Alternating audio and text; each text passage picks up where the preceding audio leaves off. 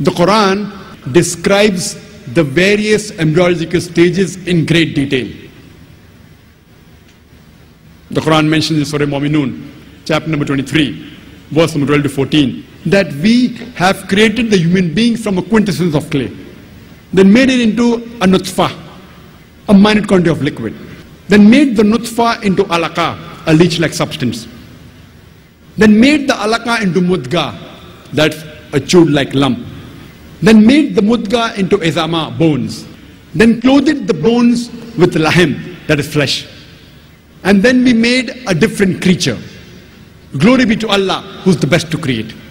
These three verses of the Quran describe the various embryological stages, the initial stages of development of a human being in the mother's womb in great detail.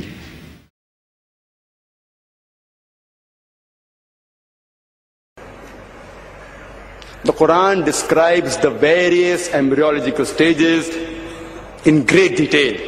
In Surah Mu'minun, chapter 23, verse number 12 to 14, it says, we have created the human beings from a quintessence of clay, then made it into a drop, placed it into Qararim Makin, place of security, then made it into an alaqa, something which clings, a leech-like substance, made that alaqa into mudga, a chewed-like lump, made that mudga into izama, bones, then clothed the izama, bones, with lahm, that is flesh, and then made it into a creature. Blessed is he, the best to create.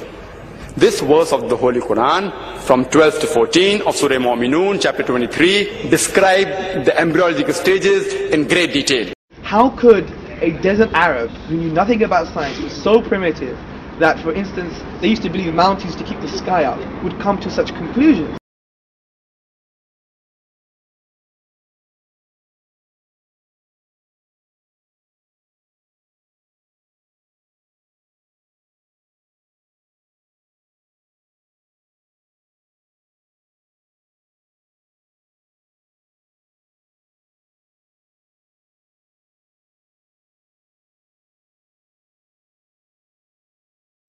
I've read those sections of the Quran. I've read those sections of the Quran. I've read those sections of the Quran. Do you disagree with the stages of embryology? The Quran, you know, the seventh. Yes, let him say yes. right, let him The say right. Quran is babbling. It's throwing out these very vague, fuzzy descriptions, that of the embryo looking like chewed flesh or whatever. When you look at what the Quran says about it, it is vague. It is ambiguous. It's the kind of stuff that a desert nomad might guess. The Quran is basically stealing from Greek embryology. Galen, yeah? Well, I'm talking specifically about Aristotle.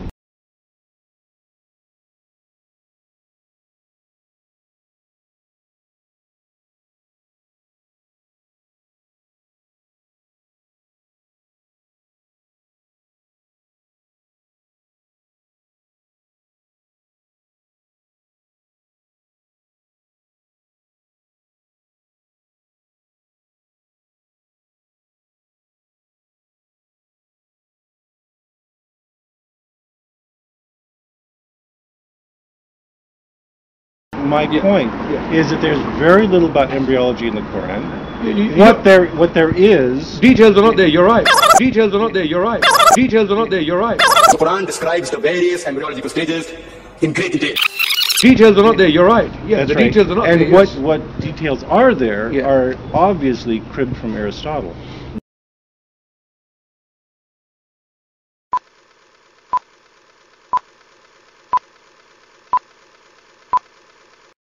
Like I say, when we look at the descriptions of embryology in the Quran, and we look at the descriptions of embryology in Aristotle, they're the same. Well, in what way, sir? Would you like to give us... The discussion of the development of bones, etc., all these things, the fairly crude stages that are described in Aristotle, it's obvious. You may have a point there. I'm willing to accept that. What I'm saying is, I'm willing to accept that there may be similarities, not that Quran borrowed from Aristotle. My contention is that the specific stages described in the Quran, how does that match with what Aristotle said? I mean, those stages are quite peculiar to the Quran. Quran is quite unique in describing those stages because the bones are formed first and then the muscles, and this is how would a desert nomad know that? Right now, I'm laughing at this idea that this is a specific description of embryology. Yes, bones develop first, then muscles. I agree, it's general. Yes. No, I agree with you, it's general. The Quran describes the various embryological stages in great detail. I agree, it's general. Yes. No, I agree with you, it's general. This is something that you can infer just by rational thought about embryology. You can also determine this by looking at fetuses from different animals. You can look by at desecration. Once again, you've equated these really crude, primitive guesses that you find in the Quran with the specific details of science.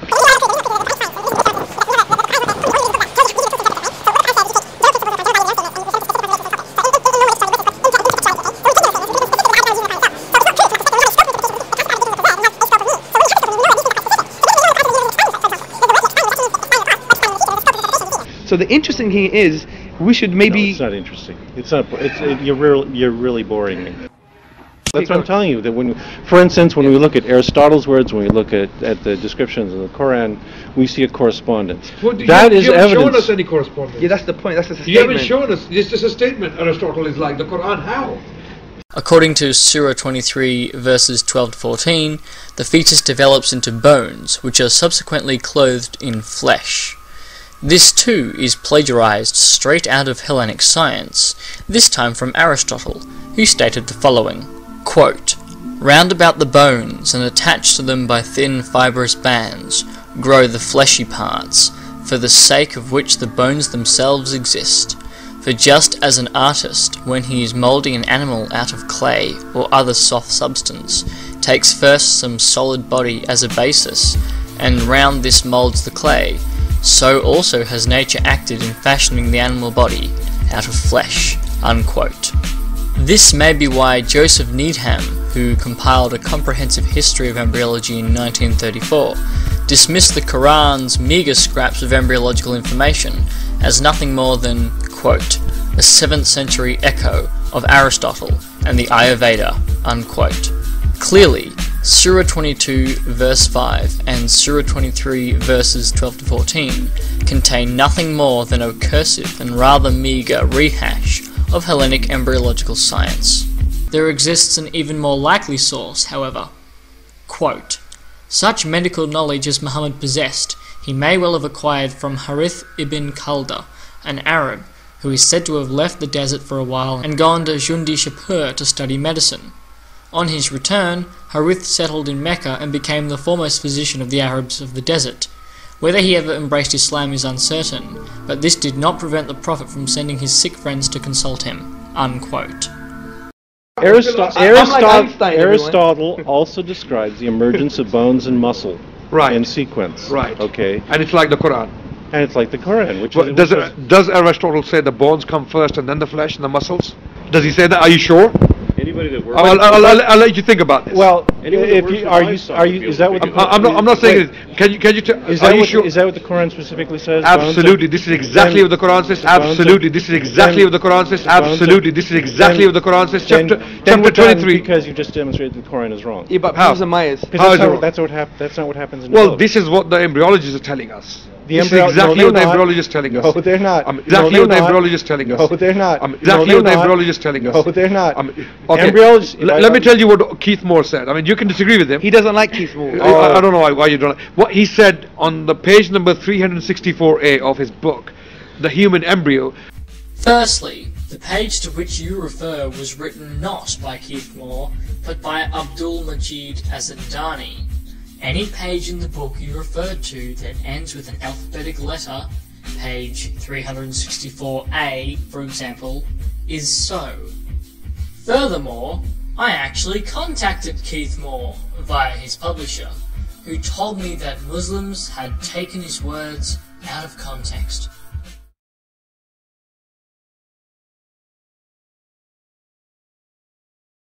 That in the 7th week the bones are formed, and immediately after that the flesh is formed, and the bones are clothed with flesh. Well, Keith Moore is wrong. He's an embryologist. This is his field. It's my field too. I know he's wrong. You're an embryologist? Yes. Oh, great. Wow. Wow. That's news to me. That's news to me. That's news to me. That's news to me.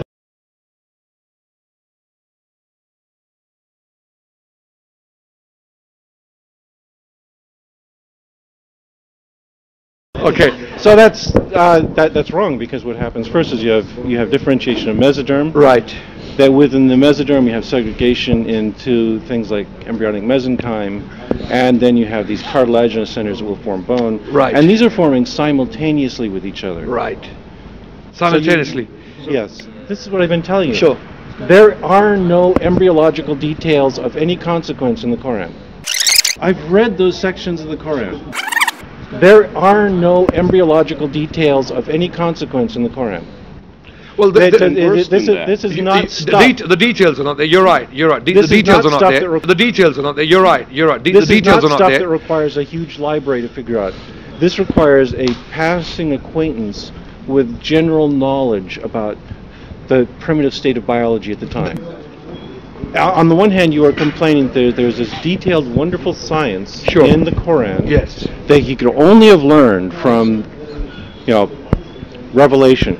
Sure. And I'm saying that no, that what you find in the Quran is an extremely primitive science that was nothing more than the common man could have learned from, general interactions with learned society at the time. I think the really sad thing here is you're missing the enormous picture to focus on the pixel.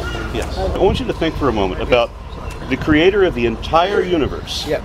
Doesn't give a rat's ass whether you do anything good or bad in your life. All that matters, the sole criteria, is that you are gullible enough to follow the story of the least credible illiterate proponent you can follow.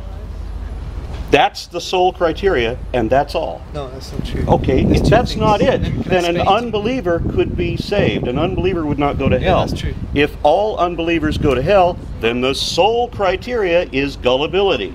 In conclusion, it is saliently clear that Hamza Andreas Sortsis and Adnan Rashid are wrong, and that the Quran contains factually incorrect embryological information plagiarized from Hellenic science. It further follows that the Quran is an erroneous document, P.Z. Myers and Aaron Ra win, and the embryological miracle in the Quran is utterly refuted. Thank you for listening.